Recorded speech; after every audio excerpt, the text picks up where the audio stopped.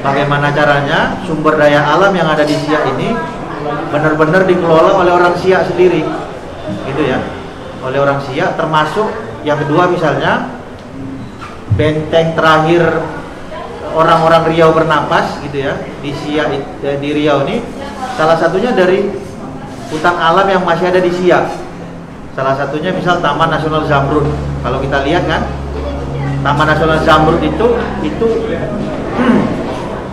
warisan Riau yang masih ada.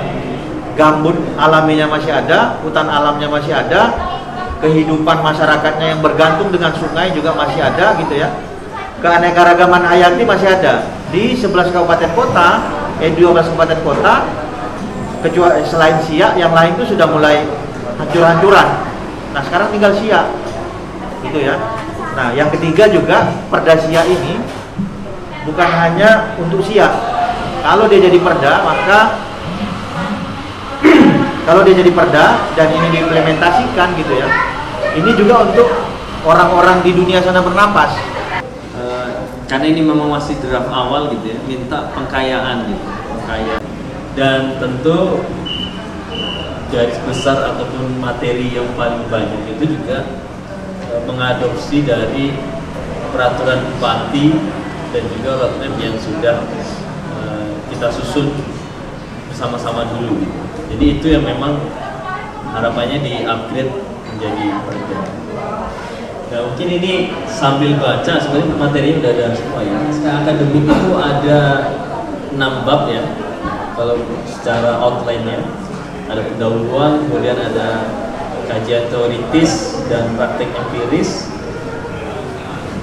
yaitu mungkin nanti perlu kita plototi juga nih. Praktek empiris ini kan yang penting juga. Apakah kondisi lapangan itu sudah terwakili di dalam NA ini atau memang masih banyak hal-hal yang belum masuk.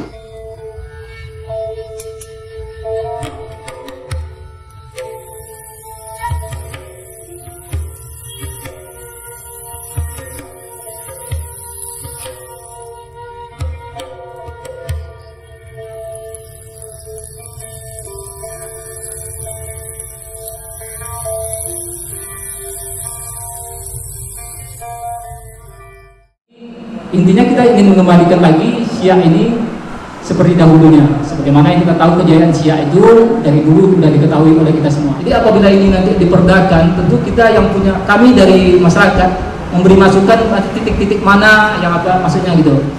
Jadi, kenapa tidak dicantumkan luasannya? Ada kepastian bagi masyarakat ketika membaca, tahu berapa luasannya di tabel ini. Ada beberapa perusahaan yang belum masuk, mohon diakomodir, mohon sama-sama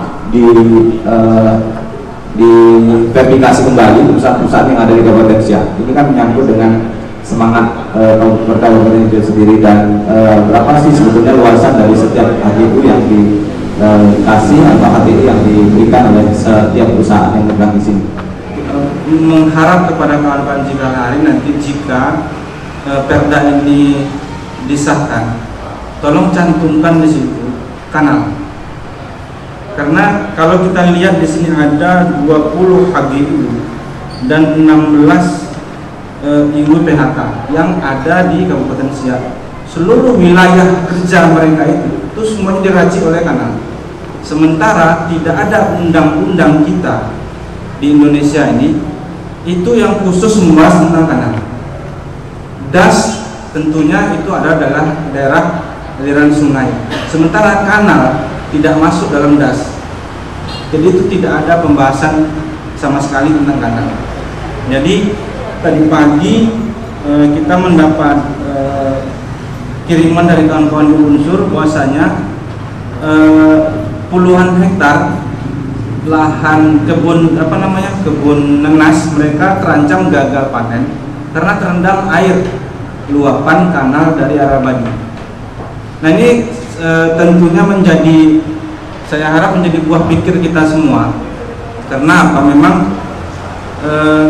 kanal ini dulu kita pernah sama-sama bentuk-bentukan di RAPP.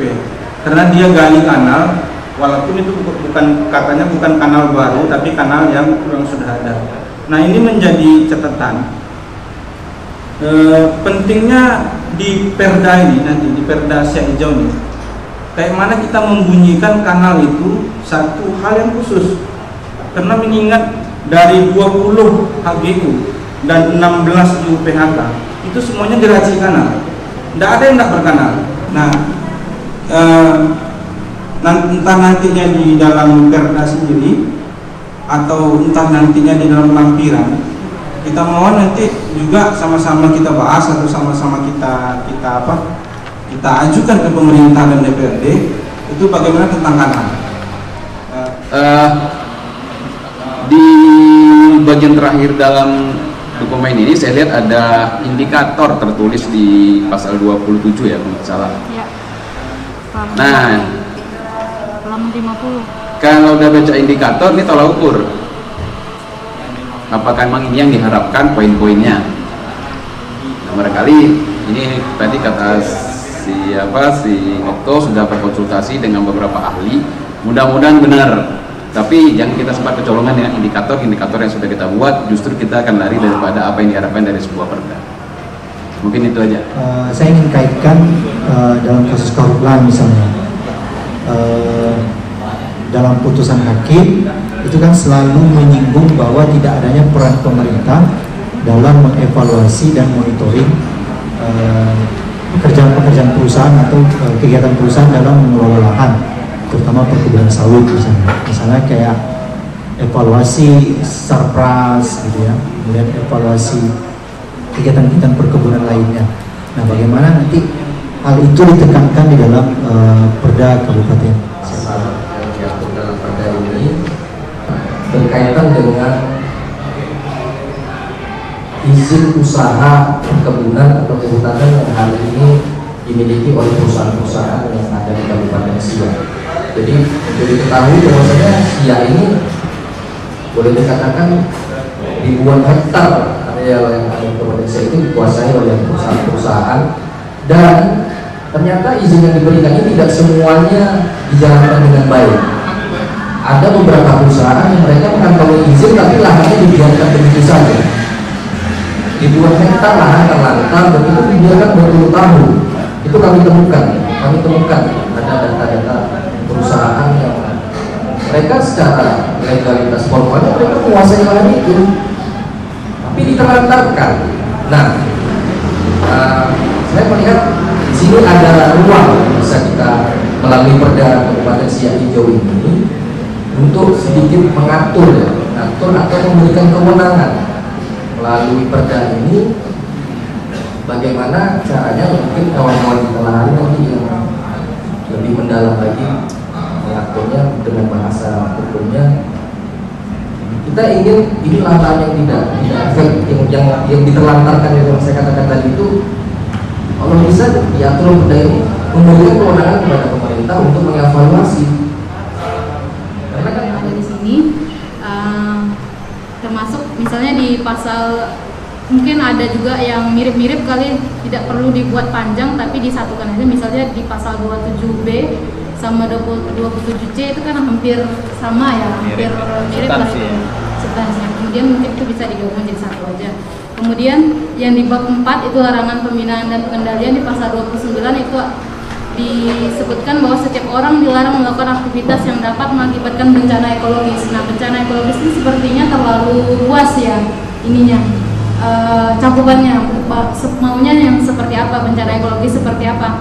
Karena kalau setiap orang membuang sampah satu aja itu udah bencana ekologis harusnya.